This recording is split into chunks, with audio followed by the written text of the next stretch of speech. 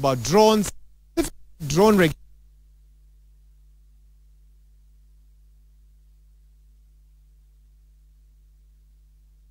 That are legal. You can use legal that operators are raising at this time. Joining me in studio to talk a little bit, or not actually in studio, but outside studio, to talk a little bit about this, are a group of people who are drone operators in their own right. They use drones for music videos, for films, etc. And they want to give their views on that new legislation by KCAA. Right here next to me is Isaac Abantu. He's a film director, and he's got one of the drones here. Next to him is Jay Blessing, a music video director. And Jay, the big team. Jay, who introduce your team to us?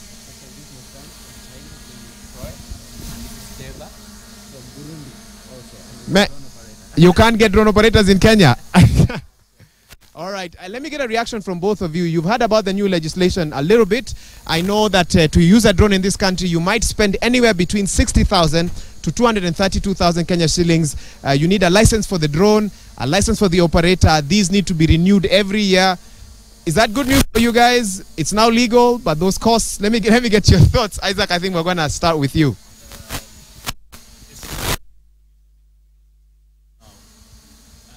Producing a film in Kenya is already very hard. There are many other restrictions just besides the drone itself. The drone just adds on the problems we've already had. I mean, this is not the first time we're discussing films with a Kenyan story being shot elsewhere within Africa, particularly in South Africa, where probably the film regulations are more friendly. So I guess this is yet another slap to an industry that is budding, an industry that just presented nominees of the Oscars. So this is pretty much you make one step forward, 7 steps backward. So you see this move as 7 steps backward. Jay, pretty much, yes. What's your take on this? At least we have light now. Before we didn't know if it was legal or illegal, but right now at least we are able to know it's normal to fly, and I feel like most guys have suffered actually, because we used to import them, and then at the airport I think they have more than like... I'm told like over 500 were impounded recently, or at least over the last couple of months because of that, yes. Exactly. So it's a good progress, but the fee side, no. Who's going to pay for these fees now? You do film, you do music videos. Are you going to pass that cost over now to your artists? No, you have to do it by yourself, because they don't care. Yes, they really don't care. You as a director, you want good shots and something like that, so you have to cater for that. Okay. Yeah. I know you might not have had a chance to look at some of the new conditions as part of that law, but let me walk you through some of them. KCAA, in some of the laws, they say that drones must be within 50 meters of any person, vessel, vehicle, or structure which is not under the control of the person in charge of the remotely piloted aircraft system. Are you 50 meters from the drone that is just behind you, or that is behind us? That's one. Another one is each of you have about 6 months to register your drones, especially if you have new ones. And any person who contravenes the provision of the new law that's been put in place by KCAA is liable upon conviction to a time not exceed or cash not exceeding 1 million Kenya shillings, or imprisonment for a term not exceeding 6 months. If you had recommendations for KCAA, we invited them, they were not able to join us for this program. What would you tell them in terms of feedback? Well, the fees are very high. I mean, as Jay Blessing also said, the problem you're going to see also now is that film directors or producers are going to be forced somehow also to shift this cost somehow to the client, because if flying a drone, for instance, was 10,000, it's probably now going to be about 15,000 or 20,000 more, because again, it costs much to me for me to get a permit.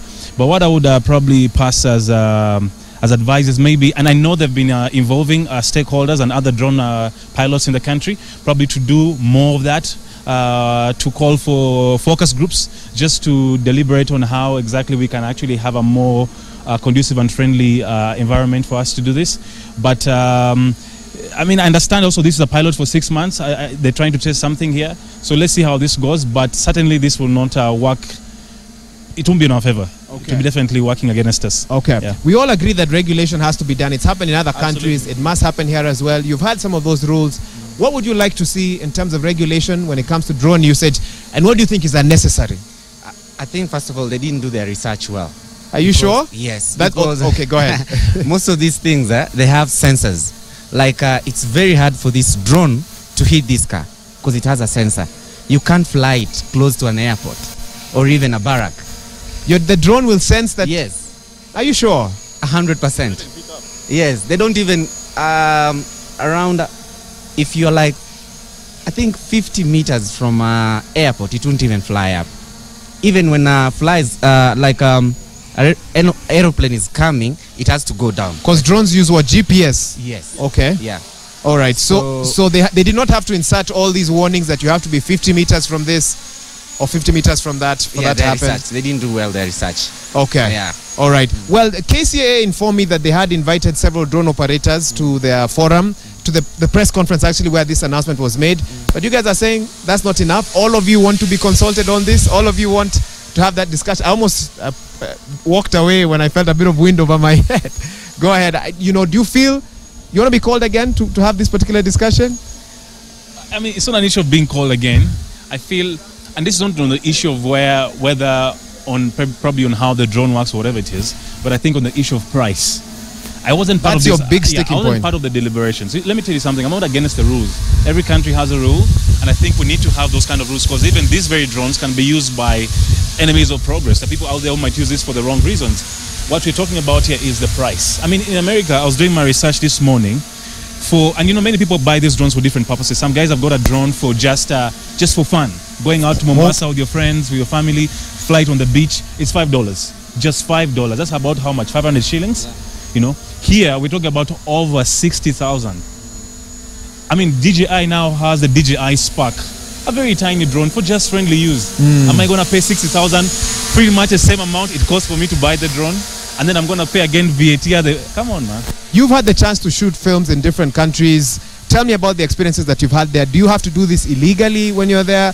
Do they have legislation there as well? I mean, there've been no rules. It's not really illegal per se. As J Blessing said, initially we didn't have a rule. There wasn't like laws per se.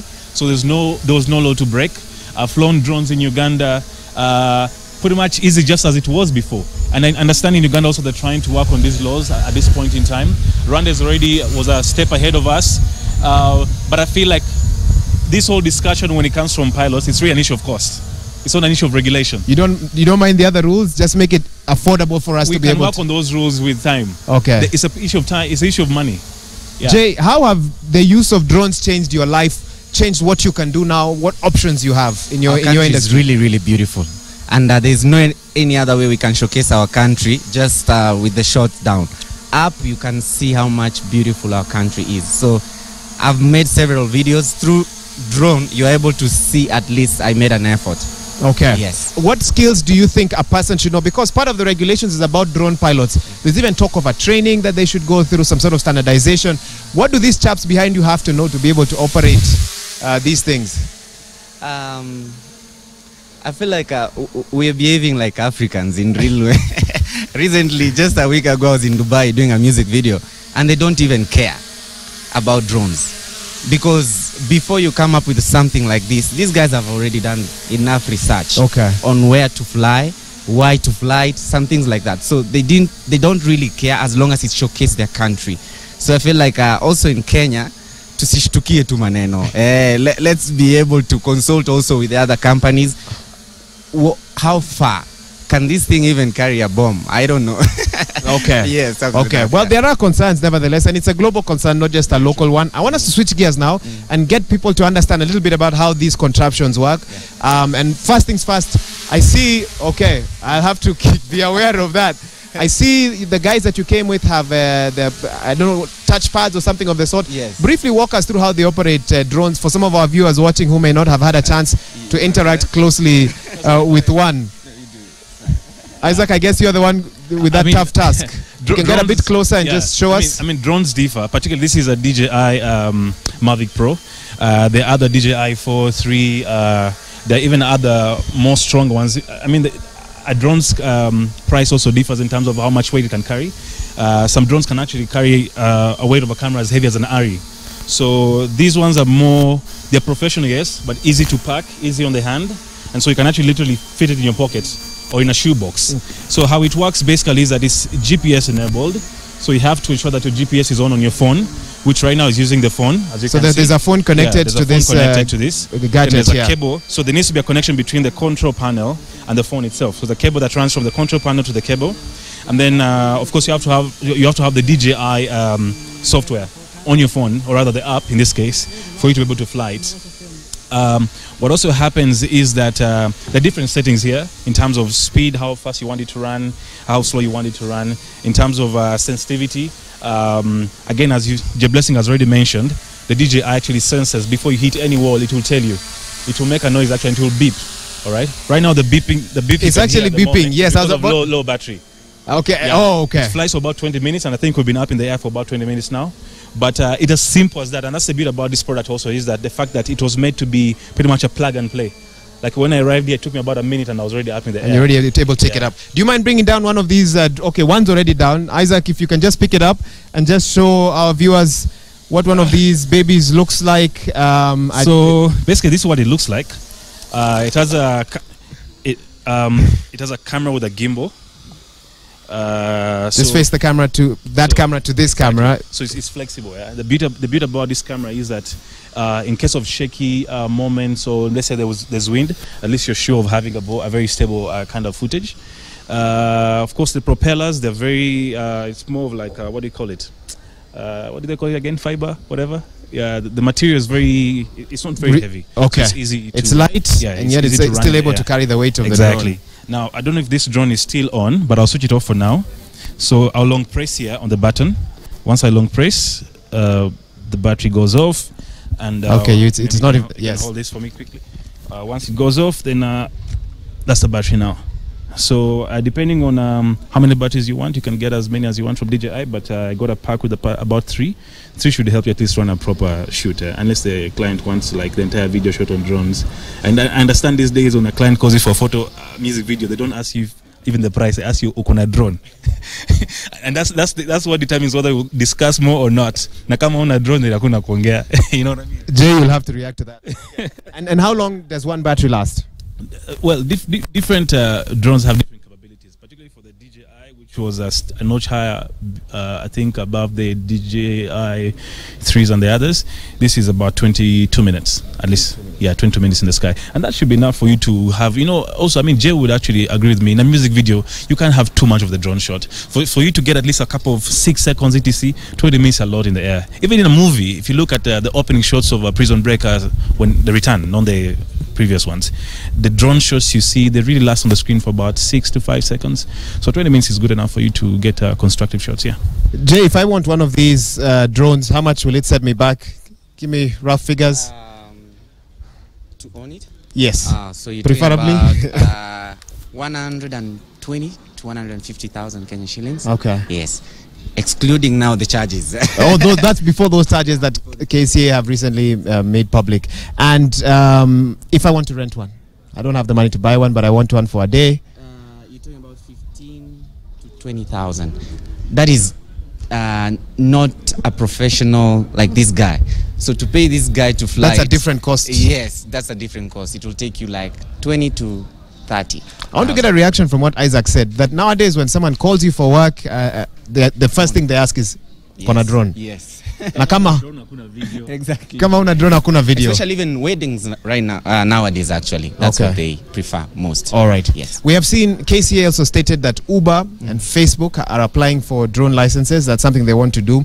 We've seen in Rwanda a pilot program to deliver medicine to some of the hardship areas or far-flung areas using drones. And we've seen startup companies in Kenya also doing the same thing. What do you guys see as the future? You guys have, I guess, in Kenya, you're some of the few individuals that have really interacted closely with drones. What are some of the opportunities that Kenya could benefit from in terms of drone usage? What do you guys see as the future? Let me get your thoughts on that. Okay. I think also, if that happens in Kenya, it will be something that is, because most of the time traffic is a problem, and in terms of emergency and things like that, I think it will sort so much. So let's wait and see how it will work. Let's wait. Isaac, you wanna weigh in on that as well? I mean, this is a good place to start. Actually, it's quite small right now. Once it's packed, it's you can inaweza ingia kwa mfuko. I don't know if among those that I had at the airport, DJI is one of them. This would have fit in your sock. But anyway, I'm not encouraging anything here. All I'm trying to say is this is a good place to start. I mean, for filmmakers, etc. But I know that particularly DJI released a drone last year, which then helps in terms of it's more for engineers, so to speak.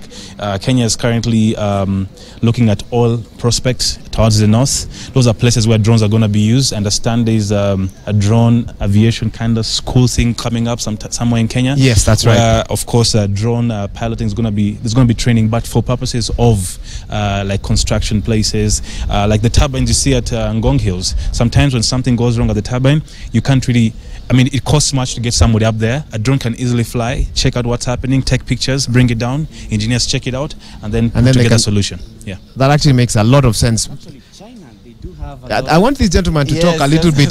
Just say hello. Is a DJI a Chinese company? Yeah. Yes, tell us a little bit about what China has been able to do with drones. Okay, actually nowadays China flying drones very frequently, and but it comes different.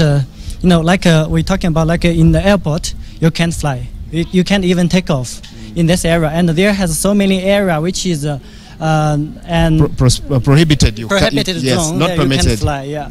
So, but also this kind of drone is using in different area, like especially what I know, what I'm familiar is about agriculture.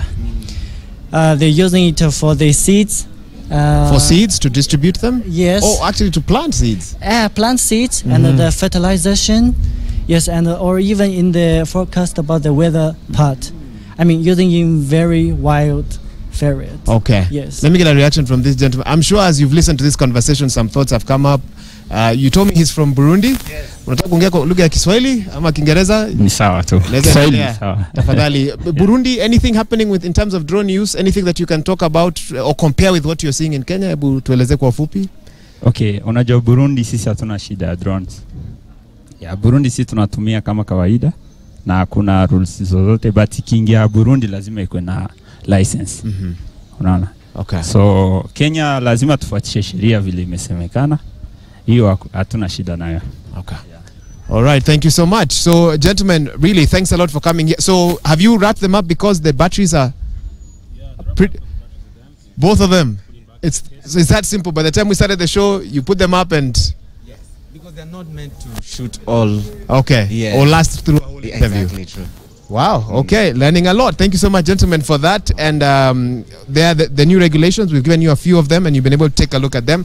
Drone operators, beware. There's new legislation now that you need to take care of. And you've heard the cry, and I know KCAA are watching the cry from drone operators that let's have a bit more dialogue on this. Let's look at some of those costs. They feel that it's rather prohibitive. So if you're not saying you want to not pay anything, but you want them to review the costing. Okay, I think that's come out quite clearly.